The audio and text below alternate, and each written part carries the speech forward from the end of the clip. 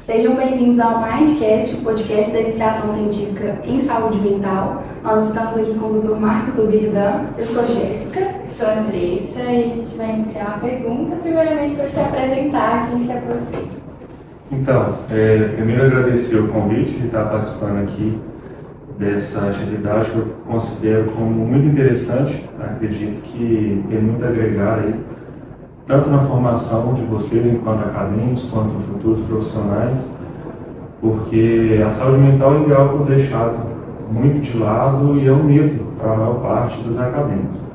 Que era um medo que eu compartilhava, então a psiquiatria nunca foi, na graduação, a minha paixão inicial.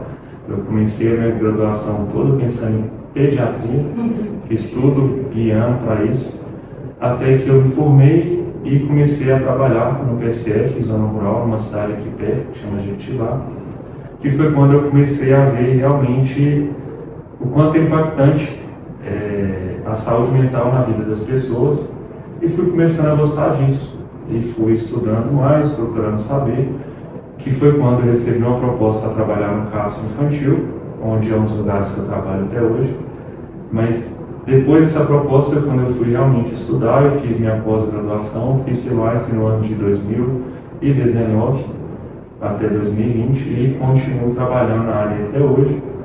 Comecei a docência aqui na faculdade 3 anos atrás e a preceptoria no ambulatório também. E faço atendimentos também no meu consultório e trabalho no Hospital Municipal enquanto horizontal da psiquiatria. Multitarefas, né? Ele está em todos os lugares. Para você, como que o debate público sobre a saúde mental evoluiu nesses anos? Assim? Você acha que teve uma mudança? Então, quando a gente pega a reforma psiquiátrica brasileira, a gente começa a pensar que o modelo, né, de atuação mesmo, de tratar esse paciente seria focado na reinserção do paciente, na vida familiar, no âmbito mesmo, onde ele possa ter uma vida mais próxima da normalidade possível. Então, tendo aí vínculo com a família, podendo ter a sua própria família, que até anteriormente a essa reforma, o paciente portador de algum distúrbio de saúde mental era visto como louco, né? Então, primeiro, quando pensava-se em tratamentos para esse paciente louco, o que pensaram em fazer? Vamos conter esse paciente, vamos esconder esse paciente, vamos segregar esse paciente da sociedade. Então, sim, a gente vem tentando trabalhar na reinserção social, que seria o foco da reforma psiquiátrica brasileira, que vem trazendo outras estruturas aí, como o CAPS, por exemplo, seria uma estrutura de dar suporte para a família no paciente em crise, até que ele se estabilize e possa ser acompanhado aí na rede ambulatorial. Então, a gente vem trabalhando os estigmas, trabalhando o preconceito dentro da própria família, do próprio paciente e da sociedade como um todo. Eu acho que a rede social hoje em dia tem um papel muito importante nisso, né? A gente vai ser um veículo também de transmitir informações e trazer um pouco melhor sobre esse debate sobre saúde mental, tirar um pouco desses tabus que vem envolvendo e que a gente vem lutando para quebrar ao longo do tempo, né? E qual o papel que você vê assim da sociedade na prevenção do suicídio?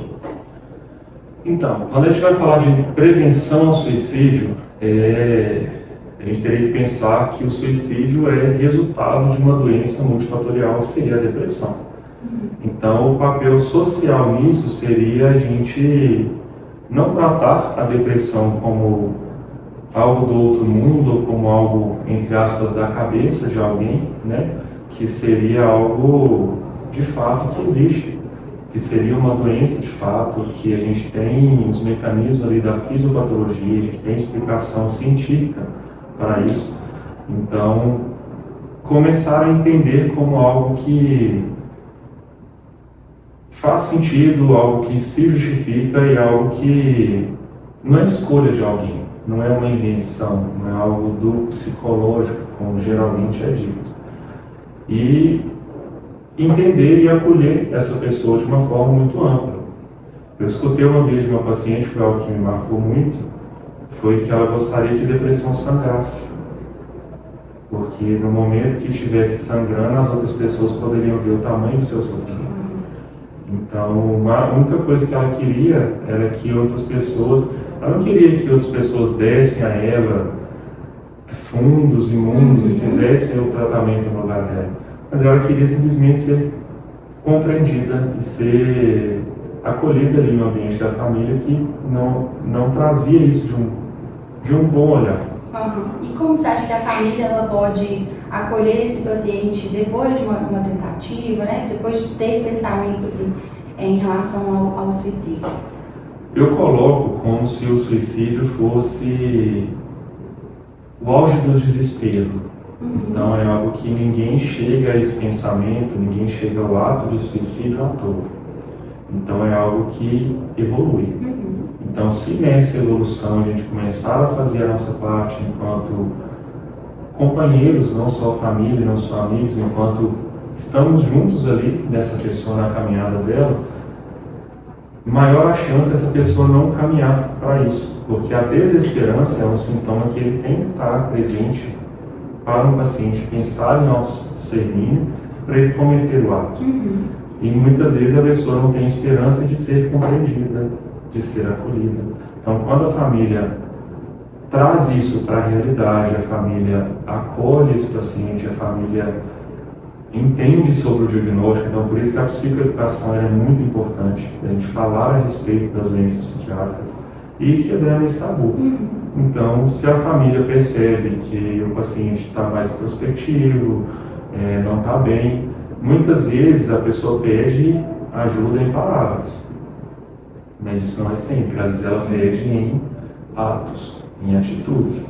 Então ela começa a se excluir, você não vê a pessoa sorrindo, a pessoa já não tem mais alegria de sair, nem de fazer nada, está o tempo todo, de fato, mal-humorada, irritada, não quer comer, já não se cuida. Então você vê até pelo jeito de vestir dessa pessoa, pelo jeito dela se portar, pelo jeito de conversar, até o discurso muda, o tom de voz fica diferente, você vê que a pessoa ela toma uma proporção ali por fora também diferente. Era um pouco do que a gente ia abordar, né? A gente ia puxar sobre esses sinais de alerta que o paciente dá. Então a gente consegue perceber, principalmente por mudanças de comportamento, que a pessoa está se tornando desesperançosa em relação, não tem muitas perspectivas, né? Tanto de ser compreendida quanto de perspectivas de vida de um mesmo, futuro, né? A pessoa não vê uma luz no fim do túnel. Então, se ela não vê uma luz, ela prefere que aquele sofrimento acabe. Então, a maior parte dos pacientes suicidas, eles trazem isso como verdade. Eles te falam isso durante uma consulta. Não tem solução para mim. Não é que eu queria morrer, mas dói demais. Então, são sempre falas do tipo que a própria família vai começar a perceber isso no dia a dia. Para que eu vou? Não, vocês vão ficar melhor sem minha presença, vocês vão ficar melhor sem mim aqui, é porque eu dou muito trabalho, eu só dou prejuízo. Sempre algo de menos-valia e entendendo que aquela pessoa é real para ela. Que às vezes quando você fala assim, vocês vão ficar melhor sem mim, tem gente que olha e fala assim, isso é drama, isso aí é para chamar atenção. E temos também um passo ali que pode ser tipo um chamariz mesmo para o suicídio, que seria os ferimentos autoprovocados não suicidas. Muita gente chama isso de chamar atenção. Mas ao mesmo tempo, suponhamos que seja para chamar a atenção, de qualquer forma é grave. Se uma pessoa chegou a ponto dela se machucar, dela se mutilar para chamar a atenção do outro, bem ela não está. Para você, como que o papel da sociedade poderia prevenir uma situação como essa? Ou se não tem como prevenir, como que a gente aborda? Da sociedade? Sim. Você fala da sociedade enquanto família, a gente já falou um pouco, mas enquanto estratégias realmente de governo, de saúde pública, Isso, exatamente. a gente pensaria em uma rede de atenção psicossocial mais bem estruturada. Aqui em Sete Lagoas a gente conta com uma rede que seria o quê? A gente tem os CAPs, temos o CAPs I, temos o CAPs 2 e temos o CAPs AD, que são estratégias aí já trazidas desde a reforma psiquiátrica, não é só Sete Lagoas, mas é um padrão, né? O que mais que a gente conta? A gente tem o Hospital Municipal enquanto leito de retaguarda de saúde mental, então seria para um paciente ali que ele poderia vir a precisar de uma internação psiquiátrica, mas que a gente quer tentar não afastar tanto da família. Então a gente tentaria aqui nesse meio termo, por exemplo, vai dormir no hospital e passar o dia. Vai dormir no hospital e passar o dia no CAPS, vai ser medicado ali no hospital até dar uma saída daquela crise e depois ser encaminhado ao CAPS. Então essas estruturas têm sido desenvolvidas.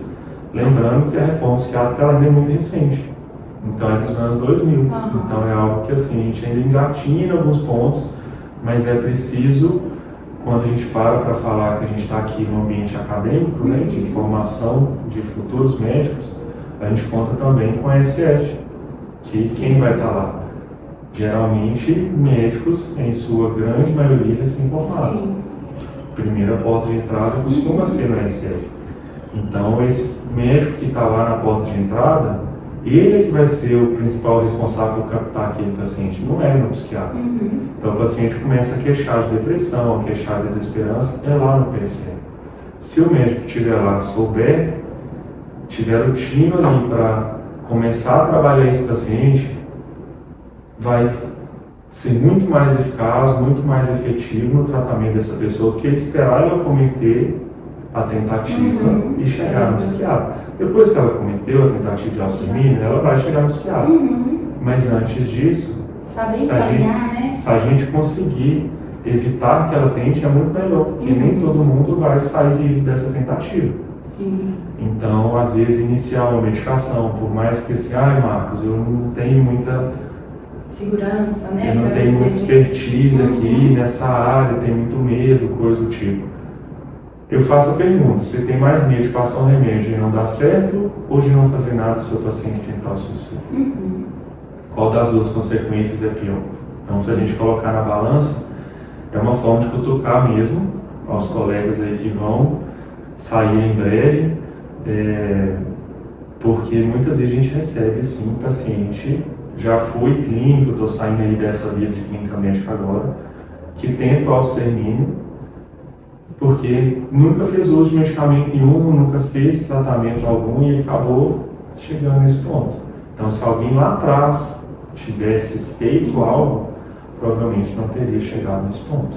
Sim. E para finalizar, eu gostaria de perguntar assim, sua perspectiva. A gente vê hoje muito nas redes sociais, além da forma de tá quebrando esse tabu, a gente ainda banaliza muito autodiagnósticos e hoje em dia tem piadinha com CAPS. Então, assim, gostaria de uma visão sua como psiquiatra sobre isso e a importância da gente se conscientizar para evitar esse tipo de situação.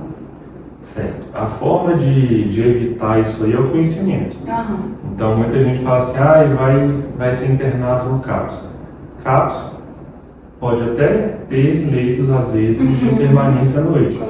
Mas não é um hospital de internação, para início de conversa. Então, quando a gente está divulgando esse tipo de conteúdo, esse tipo de informação, que ao meu ver é desinformação, a gente tem que ter muito cuidado e saber que um dia isso aí pode virar até contra a gente. Porque lá na frente, algum familiar, alguém pode vir nessa cadeia aí de fluxo de informações e vir a pensar e evitar um tratamento até por algo que você propagou lá atrás. É uma linha longa? É uma linha longa, mas é uma linha que pode vir a existir. Então é buscar conhecer antes de falar. E a banalização da saúde mental, ela é real. Então eu queria fazer o seguinte questionamento. Será que a gente faz esse tipo de piada com o hospital oncológico? Será que a gente faz esse tipo de piada com uma UTI? Será que a gente faz esse tipo de piada com algo que você considera aí de realmente gravidade? Eu acredito que não. Então, antes de falar que a saúde mental não é tão grave a ponto de brincar com ela, que pensasse um pouquinho, que às vezes não é o sofrimento que a pessoa está passando no momento, mas é algo que ela pode vir a passar no futuro e é algo que tem alguém passando. Então, o sofrimento a gente não compara, o sofrimento a gente a gente não mede o sofrimento do outro. Nem o nosso, às vezes, a gente tem essa condição, quem dirá o do outro. Então, seria essa orientação. Busquem se informar antes de fazer qualquer julgação em relação à saúde como um todo. Então, se você seria capaz de falar de um hospital oncológico e assim também ser capaz de falar do CAPS, ok, está faltando senso, mas ok. Agora, eu nunca falaria de um hospital oncológico, mas falaria do CAPS. Por que 2 pesos e 2 medidas? Sim. Para mim não faz sentido. A gente tem que ver como um local de ajuda e entra muito nisso que a sua paciente te relatou, né? Que as pessoas não têm essa percepção da doença mental como algo tão grave como ela pode chegar a ser. Então, eu acho que assim, a gente tem que tomar cuidado, porque a gente também é mecanismo de informação e tem peso na vida das pessoas também. As coisas que a gente posta, por mais brincadeira que seja, alguém pode internalizar aquilo de alguma maneira, né? Com certeza. E hoje em dia, eu costumo dizer sempre que a saúde mental é a bola da vez. Não tem nenhuma especialidade médica que não vai esbarrar na psiquiatria. É a doença do século, então cuidado antes de falar e pagar a língua no futuro. Porque todo mundo está sujeito a passar por algo, por algum sofrimento psíquico e ela não está ali. Independente da especialidade, né? Assim, Marcos, mudando um pouquinho de assunto, trazendo mais para a sua formação acadêmica, durante sua faculdade, você acha que teve suficiência, assim, tipo, de estudar sobre a psiquiatria, de saber a relevância, a importância que é, ou foi mais depois que você formou e viu, não, esse aqui é o rumo, esse aqui é um assunto relevante, uma especialidade importante? Não tive. Na verdade, eu passei por uma doença mesmo, durante a minha faculdade, que me abalou muito, foi exatamente enquanto eu estava fazendo isso aí. Então era muito doloroso para mim também, que estava deprimido na época, lidar com pacientes que talvez estavam ali na mesma condição que a mim. Então é algo que mexeu comigo, mas falando de uma via de regra, comparando até com colegas, não, a maior parte da sala levou como se fosse nada a ver e lá na frente todo mundo vendo aí a necessidade real dessa psiquiatria que fez falta, que foi o motivo de eu correr atrás, que foi o que me fez apaixonar pela psiquiatria. Mas é algo que eu tomei por missão, realmente. Então quem já teve aula aí comigo sabe que eu falo toda a aula a mesma coisa. Vamos dar um foco na psiquiatria, não tem como ficar longe dela. Vamos dar um foco na saúde mental, tanto do paciente quanto a nossa, porque a gente também é ser humano antes de ser médico, né? Mas então a gente quer agradecer, e agradecer também, foi uma honra ter ele como nosso professor, abriu nossa mente para a psiquiatria. Eu mesma, por experiência própria, antes da faculdade, até um certo período, eu não dava tanta importância. Hoje a gente já viu com outro olhar, a gente está na iniciação em saúde mental e a gente vê o quanto é importante. Mas obrigada pela sua participação. Eu que agradeço pelo convite, é uma honra poder ajudar. Agradecemos não só a sua contribuição na nossa graduação, mas poder contribuir com uma forma extra e uma visão de uns puxões de orelha, que às vezes a gente precisa dar na galera aí. Então a gente agradece muito e pode contar com a gente com o que você precisar. Digo mesmo, estou sempre à disposição. Um abraço. Obrigada. Tchau, gente. Tchau, tchau.